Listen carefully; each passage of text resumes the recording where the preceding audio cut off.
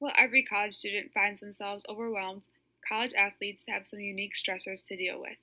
They wake up early, go to workouts, head to class, rush to practice, and squeeze some dinner in just in time to get to their tutor sessions. They are under pressure to thrive both academically and athletically. As more people notice that athletes are struggling, they are finding ways to help them. The NCAA recently made mental health a top priority. This issue needs to be solved because while we all know sport takes a physical toll on your body, athletes are learning the mental toll that stress takes on your mind. Roughly 20% of college athletes are struggling with depression, but have also reported anxiety, eating disorders, and substance abuse. Based on my research, the evidence shows that there is a strong presence of mental health issues in college athletes due to stress, stigma, and struggles with help seeking. This problem can and must be fixed by putting new care models into NCAA athletic departments. Sometimes we think that these athletes live such a luxurious life in the spotlight, but I think it helps to put ourselves in their shoes. What are they all dealing with on a daily basis? I mentioned a brief routine with the morning lifts, class, practice, tutors. That all explains the stress of extensive time demands. They also experience stress through pressures to achieve, injuries, burnout, and conflict with coaches or teammates. My research showed that the biggest stress they experience is pressure. Pressure to achieve athletically, pressure to achieve academically, and a ton of pressure to perform. Athletes tend to be ego involved. This means that they base their achievement on outperforming their opponent or performing just as well with less effort. This creates a higher emotion around losing or having a bad game. If they do not outperform those around them, they feel highly dissatisfied. At the college level, you are on a team full of big fish from small ponds. Everyone is good. Everyone is used to being significantly better than those around them due to their natural abilities and harder work. There's a transition here where they realize that they are actually now small fish in a big pond. Everyone has good natural ability, and everyone has the same opportunities to work hard. They are no longer praised as the greatest on the team, and some question if they are actually good enough to be where they are. They overanalyze performances, lose confidence, and stress themselves out.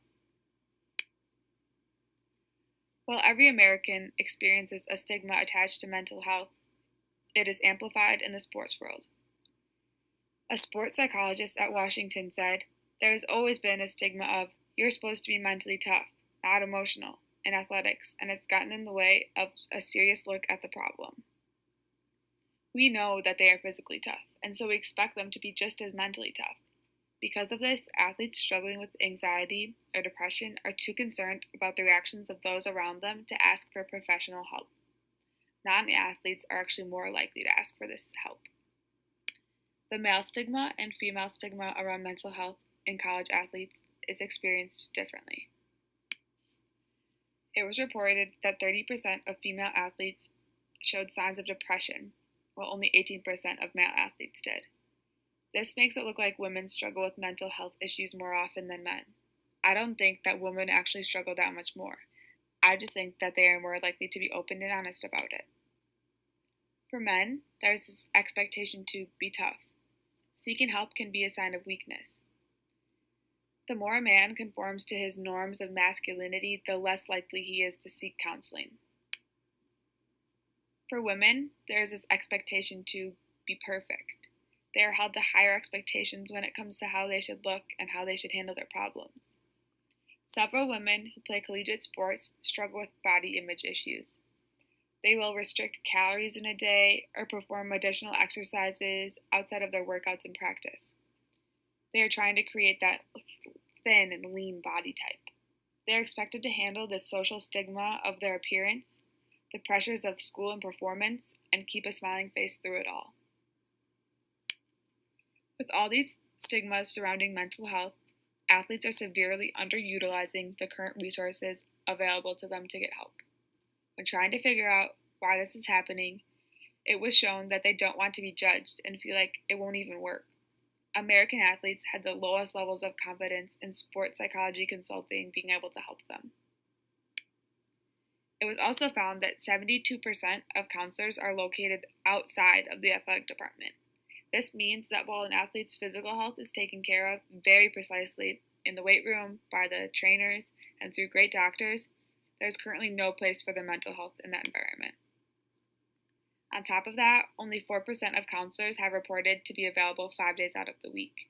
A majority of them, 20%, said that they were available 2 half days or equal to 1 whole day out of the week. Further, about 36% amounted to only 2 hours per week. The NCAA has begun their efforts to eliminate the obstacles to athletes' mental health care. They came up with the integrated care model, which unites medical and mental health care personnel to become one in the athletic department.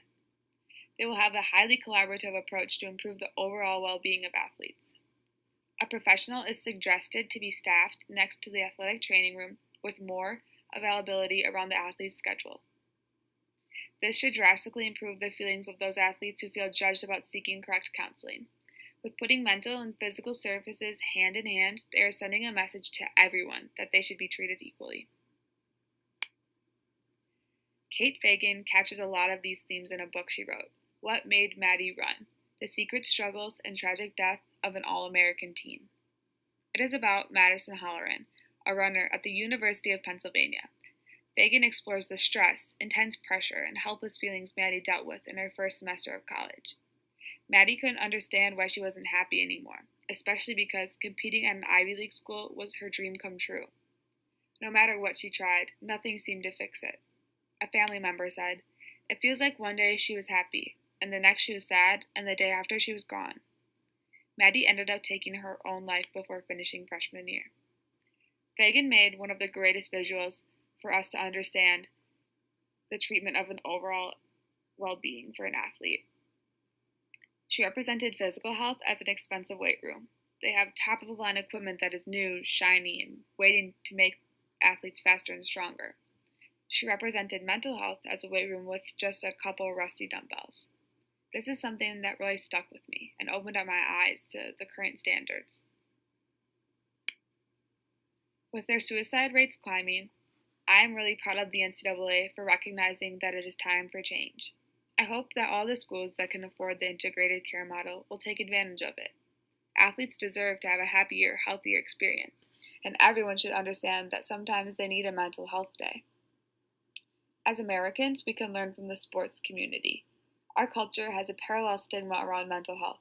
We tell young adults and our loved ones that everyone has bad days and that they can tough it out. Sometimes we treat people with anxiety and depression as people who are just mentally weak, when in reality, they just need the right help from the right people. Instead of judging those around us, we should ask questions and let them tell us what is bothering them. Start a conversation. Let people know you care. After all, a little love goes a long way.